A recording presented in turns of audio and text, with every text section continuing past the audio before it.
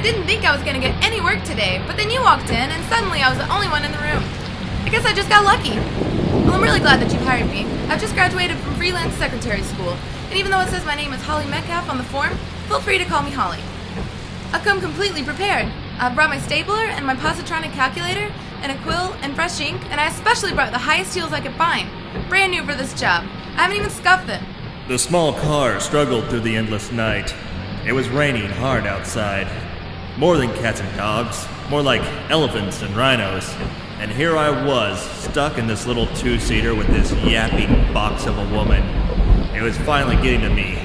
And to make things worse, I think the car was actually going to break down, and then I'd be stuck with her and her endless rants. It was time to put this dame in her place. Meet calves. Metcalf! Dear, I know you're really excited about this job, but you gotta remember the chief reason you're here is to handle the pins. Don't stress the heavy stuff. That's why I have the briefcase. I expect you to stay presentable and attentive. Be ready when I need you. As you know, I'm Dick Dynamo, the fifth dimensional man. But I'm also Dick Dynamo, the fifth dimensional intergalactic notary, and I take my job very seriously. You're also the Nint? Yes, correct. The notary, Quint. I've seen newsreels about you! Don't let it go to your head. Now the reason I hired you is because I could see your heaving talents from across the room. Let's get our heads back in the game. 3 things you've got to know. First, know when to hand off your pen. Many notaries have been flubbed by improper pen handling. Number 2, never challenge my authority in front of a client by making eye contact with me. And the 3rd rule, keep this on you at all times. Never, I mean never lose this. What is this? It's a cyanide capsule. It's your best friend if they capture you. What? Who's going to capture me? It happened last Tuesday. Strangely, on a night like this, with a secretary that looked a lot like you. I believe her name was Jolly Neckfat, or Meatbacks. I knew her. Her name was Patricia Smith. She's been missing all week. Anyways, we were heading to a notary rendezvous in these very woods. Everything was going swimmingly. But just as we had wrapped up, it turned out it was a trap. My clients, they were Eminox, secretary-hating aliens from Gorbalslag Nups. They were crafty. They knew that I would never succumb to torture, so instead, they tortured Miss Neckfat, in hopes that my conscience would get the better of me. But I shed that ball and chain a long time ago. Oh my god, the things they did to her. They started by pulling off every one of her...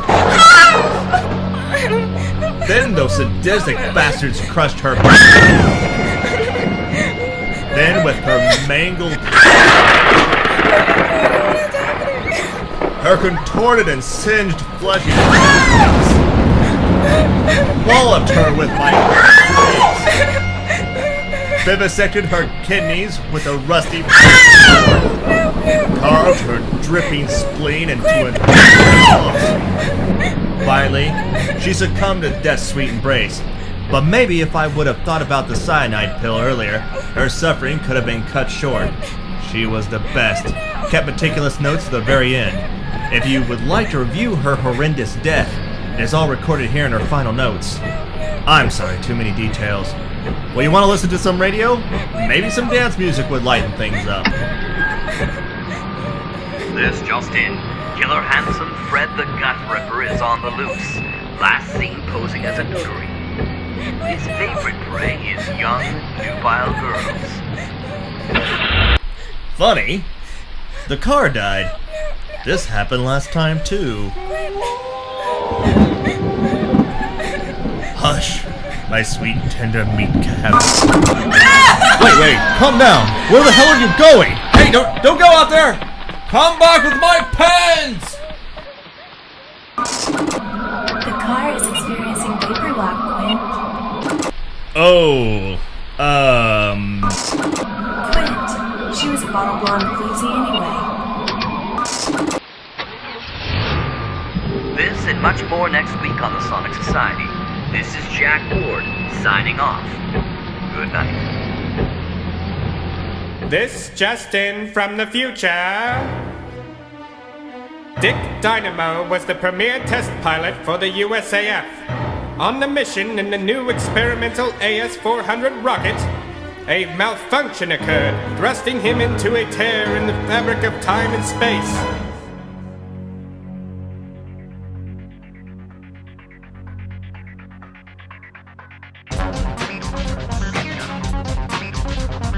It was there that he acquired knowledge of the fifth dimensional arts. And now, with his computational briefcase possessing powers far beyond those of mere mortal briefcases, he is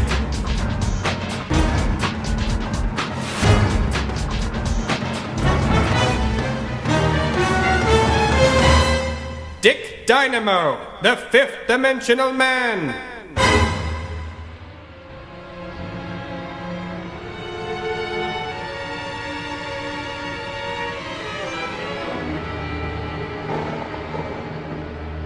I drove through the old rusted iron gate entrance to the neglected estate. The cobblestone lane had decaying peach trees lining each side. As my car rambled towards the mansion, I noticed the two wings of the structure seemed to reach toward me as if they were dilapidated arms from the grave. I parked the car in the courtyard near the main entrance. Two ghostly lights illuminated windows on the third story, like eyes gazing at my masculine posture. As I approached the house, my feet slightly sank into the rotting porch. At the entrance stood a strange old man wearing a pristine black suit, with long dragging coattails. He madly pounded on the double front doors. There. It's okay. It's okay. It's okay. Calm down. Hush, my sweet. The old man turned toward me to regard my presence. Hello, sir. I know this looks to be queer, but I assure you, I'm not Rock Hudson. The pallid face in front of me looked like a skull covered in thin, wrinkly skin. His hook-like nose arched from his eyes down to his mouth, and appeared as if he had chewed the end off. I am very proud of my skull-like appearance, but I have never chewed off the end of my nose. That was lost in the Great War. One moment, if you please, sir. This'll be all right. Calm down. Hush, my sweet one. Hush. Let your cares be taken away on the wings of sky crabs in the darkling sky. Sir, my name is Harold T. Wimbley, at your service. You must be Mr. Dynamo, the intergalactic notary we sent for. You are a little late for dinner. The others are waiting for your arrival in the dining hall. What happened to this place? It's dirtier than Mayor White's marriage certificate. I know what you're thinking, sir. But this house was once a place of great grandeur and grace. Incredible balls and occasions of the highest class were held here on a regular basis.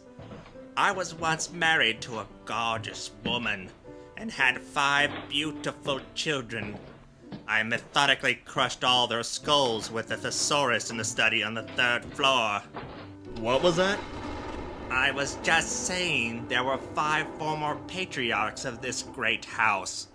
The current master, Jean von Baum, is not long for this world, and his son will soon take over. Have you seen the new Rock Hudson movie? I've seen it 6 times. At the local matinee. Here we are at the dining hall, sir. Step this way. Hair must comb my silky hair. I entered the colossal 2-story dining hall. Lavish but neglected chandeliers loomed overhead and shed a gloomy light over the dinner party. The lengthy table was covered with a yellow ornate cloth. On top of the table were several candelabras of tarnished silver. The night's feast consisted of food that catered to the delicate taste of society's upper crust. At the far end of the table sat the fragile millionaire in his elaborate aluminum wheelchair throne. Above him hung an enormous oil painting of von Baum in his younger days, stroking a dead horse. His steely blue eyes pierced the very soul. Ah, you have finally arrived. Mr. Dynamo, please be seated. I took a seat directly opposite of the wealthy patriarch. The other guests fell silent and stared at me like a murder of crows measuring me up for the pecking order. Thank you. That's some butler you have there. Oh, yes, Mr. Wembley. A bit eccentric, but a good loyal man. But I'm being rude. Let me introduce you to my other guest. To my right is my brother Percy, and his little shadow, Christopher. Oh, brother, you are such a silly. Isn't he such a card, Christopher? Didn't I tell you he was funny? Quite. Yes. Well, I had to manage the estate. After Father died, you went off to that fancy acting school in New York, where you learned to be a well-rounded hack. And I might add a bit about you dipping the kettle.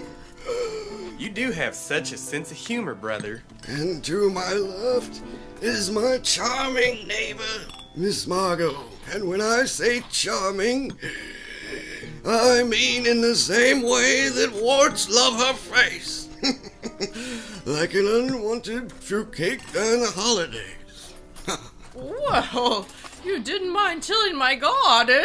Might I remind you, you have stored your tools in my shed many a time. Well, I wouldn't touch your mulch. It's infected with aphids.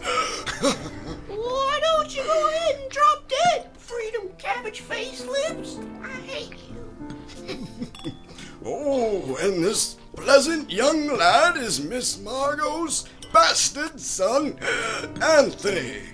Mind your fingers around him. He might bite one off. Bitch. Behave yourself, Tubby. You're a nasty old man, nasty face. And that boorish pig of a man to your right is Tex Barras, former billionaire. Unfortunately, he's a compulsive spender at the end of his rope. You're a real piece of work, Mr. Von Baum. Maybe if your rump wasn't so tight, you might crap out a quarter to fix this place up. Unlike you, I've managed my estates well. Instead of spending it on elephant man bones and Nigerian baseball cards. Oh, and remember, you're not here by my invitation, Mr. Bahas. Oh, Coot, I'll murder you. And now to your left, Mr. Dynamo, is the only other man at this table that I have any respect. Meet Buford T. Meeks, the executor of my estate. It's a pleasure to meet you, Mr. Dynamo. I've heard much about your work. Thank you, Buford. But, where's your son, Mr. Von Baum?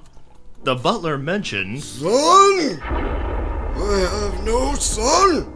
You mustn't believe everything that Mr. Wembley, my butler, says. Years of service has eaten away at his sanity.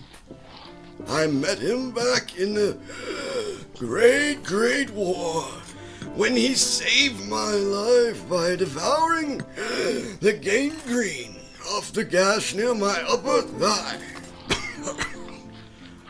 He has served me well ever since. That's a good man. A very noble act. Soon I will expire, and my vast estates will be passed on to my heir. Then I'll be free of you portly buzzards and your sycophantic chatter. At midnight tonight, I will announce my beneficiary. And to hell with the rest of you. I shall now retire to my study to make final preparations. Mr. Dynamo and Mr. Meeks, please join me there in half an hour. Wembley, assist me. Yes, sir. Let's get you to your favorite chair, and I'll bring you a bowl of caramel-covered locusts and a warm glass of Cambodian breast milk. Enjoy the rest of your meal, bastards! And good evening. And with that, Von Baum was wheeled out of the dining room by his ungainly manservant. Finally, that rolling pile of roach food is left. Oh God, I couldn't even chew my roasted quail in the presence of his toothless gaping maw. Well, you've only had to deal with him for a night. I've had to live next to him for the last 40 wretched years. Last year, he tried to stick his malnourished Bengal tigers on my darling Anthony. Well, they caught me. Well, when they bit my legs, their jaws snapped backwards. I shot him with my little brown bear and happy little shooter's air rifle. Well, hey there, partner. You're that fifth-dimensional man, ain't you? Let me see your computational light box. Sure. But don't touch. Boy, that's a doozy. The fat, greasy Texan's slathering jaws were an inch away from my nose. Look at it light up and bleep bloop that paper everywheres. I'll give you $1 million for it. No, I'm sorry. I couldn't possibly sell it. $2 million. His pig-like snout dripped snot on his upper lip, while his spittle splattered my face. Come on, son. It'll look great next to my dodo egg ashtrays. No. $3 million. Are you stupid, boy? I just offered you $3 million for your Yankee Doodle light box. I said it isn't for sale, but can I interest you in one of these? How about one of these? Try this one on for size. How about one from aisle 6? This one's on special. 2, 4,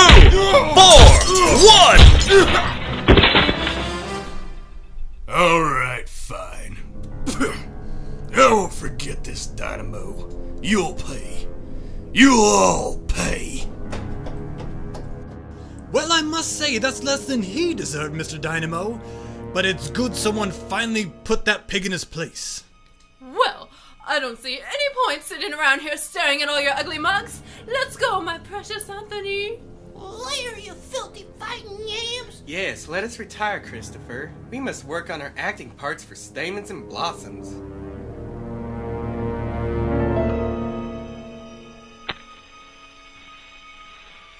Nothing like a good smoke to cool my coals after beating the hell out of a man. I'm sorry, Mr. Dynamo. There's no smoking in the house. It hurts the circulating air. Sorry.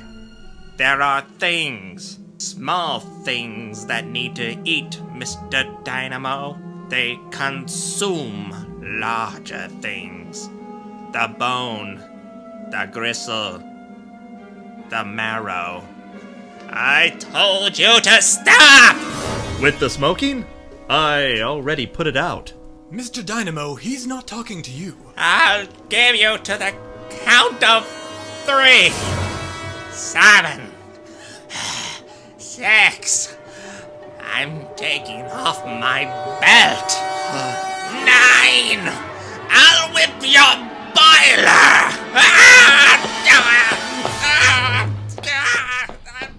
Well, I've had my fill of this hornet's nest. Let's get this done. Mr. Meeks, the exec, and I headed upstairs to the study. On the way, we heard Mr. Wimbley whipping the boiler in the basement, sobbing and screaming.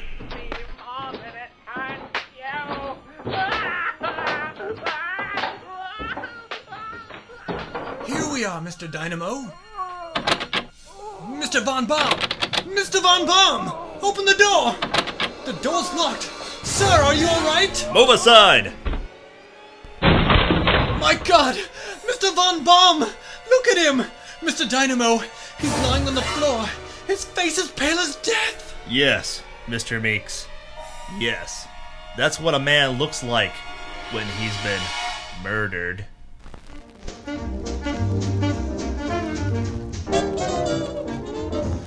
We will return to Dick Dynamo in one moment. But now, a word from our sponsors. Oh, Miss Parker, you're back again. Yes, my husband has already gone through that carton of Tarmine cigarettes I bought him this morning, and now he sends me to the store for more. Honestly, I don't know why he smokes so much. Do you think he's being unfaithful? Well, did you know your lungs are being attacked by harmful bacteria and airborne pollutants every day? No. The special tar-based formula in Tar-Mine cigarettes coats every pore of your lungs in an impenetrable shield of protectant to keep your lungs healthy and strong. Wow. So, you understand, Miss Parker. He's smoking to make sure he has a long, healthy life for you and your children. I never knew. That's right, listener. Your lungs are being attacked every day by airborne hazards, such as bacteria, viruses, and mustard gas. Remember, Tar-Mine cigarettes does more than tickle your corpuscles, it also protects your lungs for years to come. Now, we return to Dick Dynamo, in the case of the unfortunate Heir.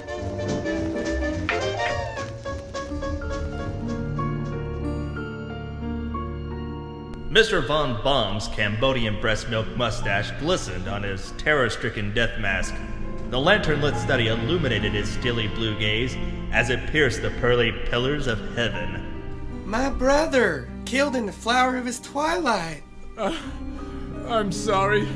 I always cry at murders. Well, can I poke him in the old nasty old spinach face? Anthony, no! Where's the will? Everybody calm down. Now, Mr. Meeks and I were together when this happened, and we heard Mr. Wembley in the basement. When we got here, the door was locked, and when we busted in, there was no one in the room. Who would do such a dreadful thing? Who in their right mind could have shucked his corn? How could that ever happen? I plan to find that out, but right now, as far as I'm concerned, the 5 of you are suspect. Unbelievable! Dance! I'm no killer. I would never do such a thing. Shut your lying lips! I want all of you to return to your quarters. I suggest none of you attempt to leave the premises. Well, you can't tell me what to do, corn. Look out! What did you just do to my darling Anthony? Alright. Who else needs a hush punch? Now that I've proven I'm alpha dog around here, Mr. Wembley, call Detective O'Malley at the 10th Precinct and ask him to get here as soon as possible. Very good, sir. I'll dispatch a mimeograph by bat immediately. Everyone, please go back to your rooms. We will meet in the injury hall in 1 hour. I need to wrap up my investigation of the murder scene. Mr. Meeks, could you stick around? I may need your help.